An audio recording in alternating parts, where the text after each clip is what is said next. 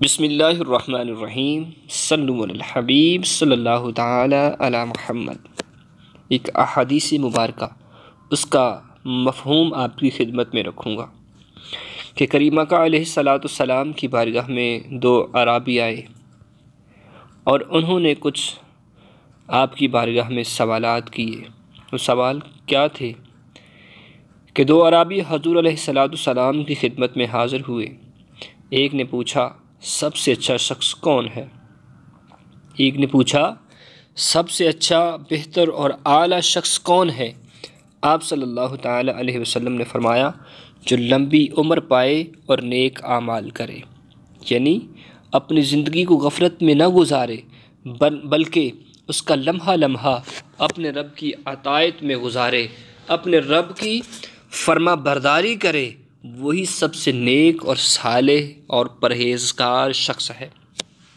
دوسرے نے پوچھا احکام اسلام کے تو بہت سارے ہیں، مجھے کوئی چوٹی کا عمل بتا دیجئے کہ اس میں چمٹ جاؤں۔ آپ نے فرمایا ذکر اللہ میں ہر وقت اپنی زبان کو تر رکھو، یعنی کہ ہر لمحہ ہر وقت اپنی زبان کو اللہ کے ذکر سے تر رکھو۔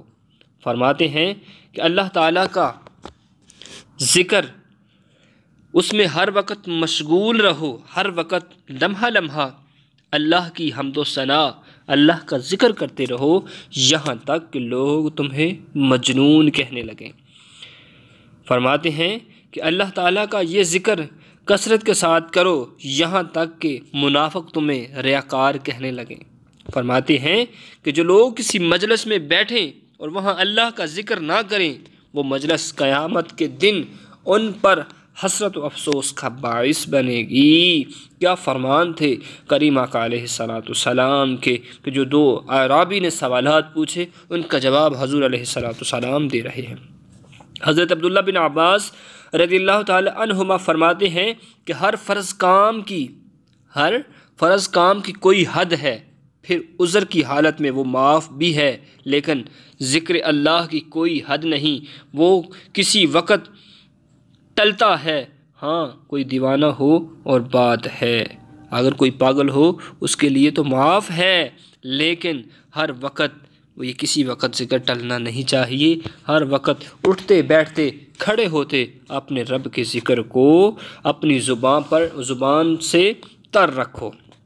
کھڑے بیٹھے لیٹے، رات کو دن کو، خشکی میں تری میں، سفر میں حضر میں، غنا میں فقر میں، صحت میں بیماری میں، پوشیدگی میں ظاہر میں، غرض کہ ہر حال میں ذکر اللہ کرنا چاہیے۔ صبح و شام اللہ کی تسبیح بیان کرنی چاہیے۔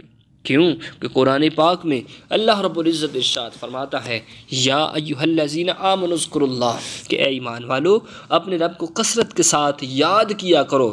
آمنوا اذکروا اللہ ذکرا کثیرا، کثرت کے ساتھ یاد کیا کرو۔ وسبحوہ بکرۃ واسیلا، اور صبح و شام اس کی تسبیح کیا کرو، تسبیح بیان کیا کرو۔ یہی وہ ذکر ہے۔ کون سا ذکر ہے؟ کہ اپنی زبان پر ہر لمحہ ہر وقت اللہ اللہ اللہ کا ذکر کرتے رہے۔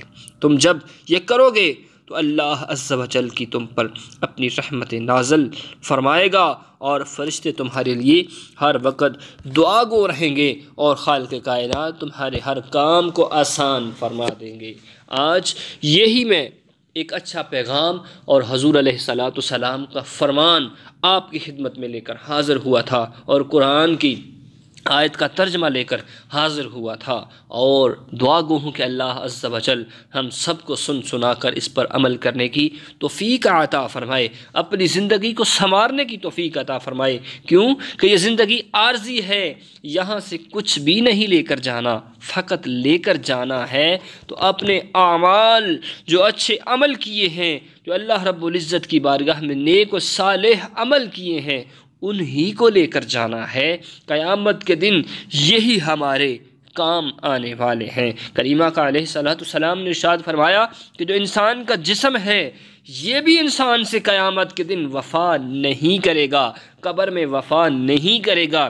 کیوں کہ روح ہی اصل ہے، روح ہی اصل ہے۔ اگر ہم نے اپنی روح کو اللہ رب العزت کی محبت کے مطابق گزار کر اچھے عمل کر کے اپنی روح کو پاک کر لیا، اللہ رب العزت کی بارگاہ میں مقبول بن گئے، تو یاد رکھو ہماری دنیا میں بھی کامیابی ہے اور آخرت میں بھی ہم کامیاب اور بامراد ہوں گے۔ کیوں کہ اگر ہم نے روح سے نافرمانی کی، اپنے جسم کی طرف توجہ دی، جسم کے لیے مختلف، جسم کو اذیت میں نہ ڈالا، جسم اذیت میں ڈلنا ہی نہیں چاہتا۔ کیونکہ آج ہم محسوس کرتے ہیں کہ ہم اگر نماز پڑھیں گے تو ہمیں محسوس ہوگا ہمارا جسم اذیت میں ہوگا، لیکن جو بندہ مومن اس کے راستے میں چل پڑتا ہے، اس کے حکم کو، اس کے فرمان کو مان لیتا ہے، وہ یہ آر کبھی محسوس نہیں کرتا، بلکہ وہ کہتا ہے کہ ہر وقت اپنے آپ کو مشکل میں ڈال کر اللہ کا ذکر کرتا رہوں، اللہ کی حمد و ثنا کرتا رہوں، اللہ کو یاد کرتا رہوں، اس کے حضور سجدہ ریز رہوں۔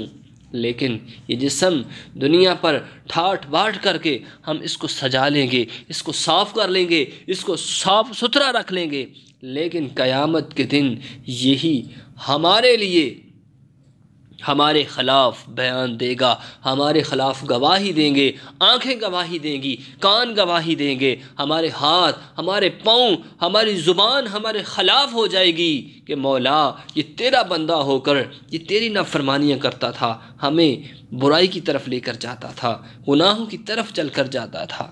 لیکن یاد رکھو دنیا میں کامیابی اسی وقت ہے کہ جب ہم نے اپنے آپ کو سدھار لیا، ہم اللہ کے نیک اور پرہیزگار بن گئے، اسی وقت یاد رکھو ہماری کامیابی ہے۔ آج کی اس ویڈیو کے اندر میرا یہی پیغام ہے کہ دوستو یاد رکھو یہ دنیا عارضی ہے، یہاں سے کچھ بھی لے کر نہیں جانا، فقط لے کر جانا ہے تو اچھے اعمال، جو ہم نے اچھے عمل کیے ہیں انہی کو لے کر جانا ہے۔